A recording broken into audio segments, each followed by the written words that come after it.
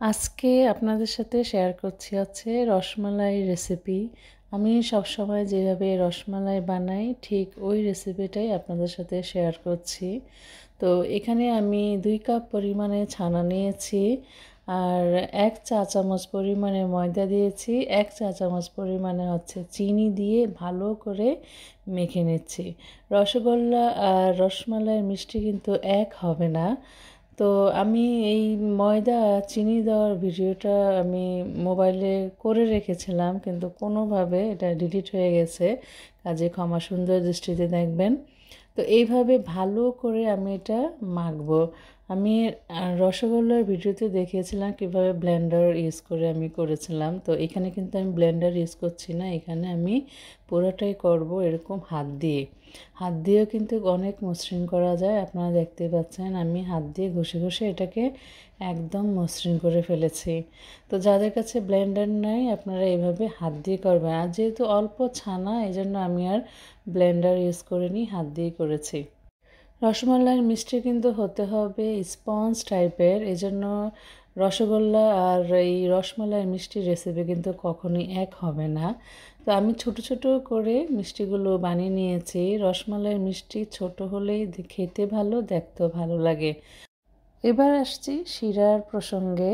শিরাটা পাতলা হতে হবে, এজন্য এখানে আমি নিয়েছি হচ্ছে 2 কাপ চিনি, 5 কাপ পানি আর 3-4টা এলাচি দিয়েছি। এলাচির ফ্লেভারটা আমার কাছে ভালো লাগে এজন্য দিয়েছি, আপনারা না চাইলে দিবেন না। আর 1 চা চামচ পরিমাণে ময়দা সামান্য পানিতে গুলিয়ে দিয়ে দিয়েছি। এতে করে আপনার মিষ্টিটা অনেক ফুলে উঠবে। আপনারা যারা আমার রসগোল্লা রেসিপিটা দেখেছেন সেখানেও কিন্তু আমি দিয়েছিলাম। তো ভালো করে নাড়াচাড়া করে মিষ্টিগুলো দিয়ে দিবেন। এবার আপনারা এটা ঢেকে 5 মিনিটের জন্য রেখে দেবেন। 5 মিনিট পরে দেখবেন আপনার মিষ্টিটা সুন্দর করে ফুলে উঠবে। রসমালাইয়ের মিষ্টি কিন্তু আপনারা 15 থেকে 20 মিনিটের বেশি কখনোই জাল দিবেন না। রসগোল্লা যেরকম আমরা 1 ঘন্টা জাল দিয়েছিলাম, এই রসমালাইয়ের মিষ্টিটা কিন্তু সেই রকম জাল দিব না। এটা আমরা 15 থেকে 20 মিনিট পরে নামিয়ে ফেলব। আর 10 মিনিট পর আমি এরকম হালকাভাবে নেড়েচেড়ে দিলাম যাতে একটার সাথে একটা লেগে না যায়। সবগুলো মিষ্টি কিন্তু অনেক নরম এই পর্যায়ে, কাজে খুব হালকাভাবে নাড়বেন।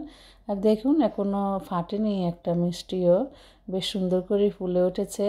ছোট ছোট করে বানাবেন, দেখবেন যে এটা কিন্তু ডাবল হয়ে যাবে। তো এইভাবে 15-20 মিনিট পরে জাল দেওয়ার পরে আমরা চুলা বন্ধ করে দিব। এটাতে আপনার কোনো এক্সট্রা পানি দিতে হবে না রসগোল্লার মতো।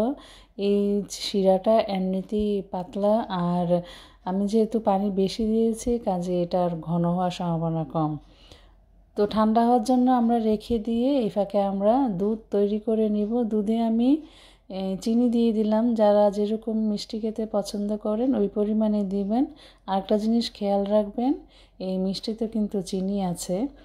আর ঠান্ডা হওয়ার পরে আমরা এই মিষ্টিগুলো এইভাবে চেপে চেপে রসটা বের করে নিব। রস বের না করলে কিন্তু আপনার এই মিষ্টির ভিতরে দুধ ভিতরে ঢুকবে না, তাহলে এটা কিন্তু আর রসমালাই হবে না। মালাইটা ভিতরে ঢুকতে হবে। হালকা করে চাপ দিলেই দেখবেন যে আপনার এই মিষ্টি থেকে শিরাটা বের হয়ে যাচ্ছে। খেয়াল রাখবেন যাতে মিষ্টিগুলো না ভাঙে, এজন্য এই কাজটা পুরোপুরি ঠান্ডা হলেই করবেন। তো সবগুলো মিষ্টি আমি এভাবে চেপে শিরা বের করে নিয়েছি। সরাসরি দিয়ে দিব চুলায় যে দুধ বসিয়ে রেখেছিলাম সেটাতে। তো দিয়ে আপনারা হালকা নাড়াচাড়া করে দেবেন, তারপরে ঢাকনা দিয়ে দিবেন। একটা বলক আসা পর্যন্ত অপেক্ষা করবেন। তারপরে আমি দিয়ে দিব হচ্ছে এখানে এভাপোরেটেড মিল্ক। কেউ যদি এভাপোরেটেড মিল্ক দিতে না চান তাহলে আগে থেকেই দুধ ঘন করে রাখবেন। আমার এটাই ইউজ করতে ভালো লাগে, কারণ এটা অলরেডি ঘন করা এই দুধ, কাজেই আমার এক্সট্রা কাজ করার কোনো দরকার নাই। এইভাবে দিয়ে আপনারা এটা ভালো করে মিশিয়ে দেবেন। ঘন দুধের যা টেস্ট আসবে এটা দিলে তাই আসবে। আর তারপরে আবার একটা বলক এনে নেবেন যাতে করে সব কিছু একসাথে মিশে যায়। তারপরে ঘন করার জন্য আমি এখানে 2 চা চামচ পরিমাণে কর্নফ্লাওয়ার দিয়েছি হালকা পানিতে গুলে। তো এইভাবে দিলে আপনার দুধটা ঘন হয়ে আসবে। আর অতিরিক্ত ঘন করবেন না, তাহলে কিন্তু আঠালো ভাব চলে আসবে, সেটা কিন্তু খেতে রসমালাইয়ের মতো লাগে না।